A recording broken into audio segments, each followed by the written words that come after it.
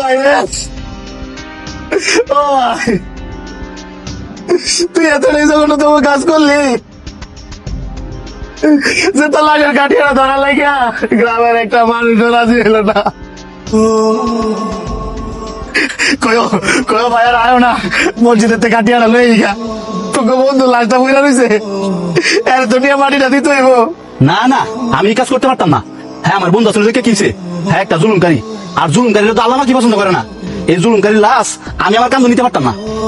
আমার ভাই জুলুমকারী আসলে দেখে কি হয়েছে, আল্লাহ তো কয় নাই যে জুলুমকারী লাশ কান্দে নেওয়া যেত না বা জানাজা দেওয়া যেত না। আপনার কান্দন আছে, আপনার ভাই যা করছে, হ্যাঁ ভাবছে হ্যাঁ একলাই মানুষ আর আমরা গ্রামে সবাই পশু। আমি জানি আমার ভাই অনেক খারাপ মানুষ আছিল, তোমরা তো আর বন্ধু, তোমরা যদি গ্রামবাসীর মতন আমার ফিরাই দাও, আমি কি একলা পারবো? আমার ভাই লাশটা নিয়ে মাটি দিতাম, একটু আয়ো না, তোমার বন্ধু লাশটা নিয়ে মাটিটা দিয়েই জানাজার নামাজ পড়তে মাইছি, এটাই অনেক। একজন হুজুর খবর দেন না, নামাজটা পড়ে এলাম, হুজুর তো না করতো না। আর আমরা আত্মীয় স্বজন কই, আত্মীয় স্বজন করে দিয়ে কাটিয়ে ধরান। প্রত্যেকটা জুলুমকারীর এরকম বিচার হওয়া উচিত। এই যে আজকে মারা গেল, এর লাশটা 1 লাখ টাকা হয়ে রয়েছে, আমরা দুজন ছাড়া একটা মানুষ আইতেছে না জানাজা দেওয়া লাগিয়া। এর চেয়ে কষ্টের আযাব কি আর আছে? একটা বার চিন্তা করছোস, হ্যাঁ মারা গেছে, মাটির উপরে থাকতো এই আদাব শুরু হয়েছে।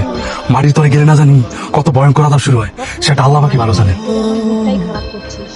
আল্লাহ পাক যদি এর মাফ করে, কারণে আমার চোখের সামনে ওই গরিব মানুষের উপরে জুলুম করছে। শুধু টেপাতে ঠিক হবে না, ভাই ডাকছিলেন? তোর বাপে যে আমার তে লাভের উপরে 50,000 টাকা নিছে, সেটাই কর। এই যে 2 বছর ধরে ঘুরাইতেছস, এখন তো সুদে আসলে 5 লাখ টাকা হইছে।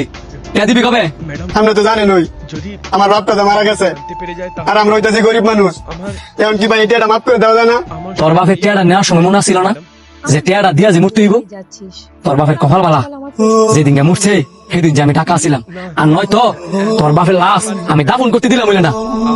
খুবই ভালো দেখতে। তোর বাপে আমার তে টিয়া নিছে না, তোর বাপে মরে গেছে দেখে কিছে, তুই তো আসস।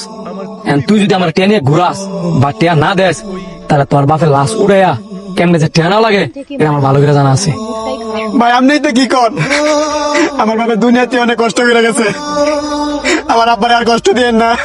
আমার সামনে কান দিস না, এইসব চোখের পানি আমার কাছে কোনো দাম নাই।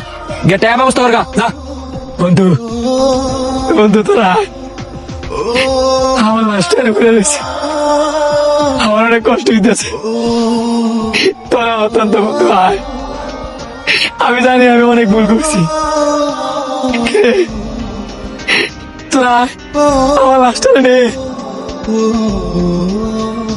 তোরা কেমন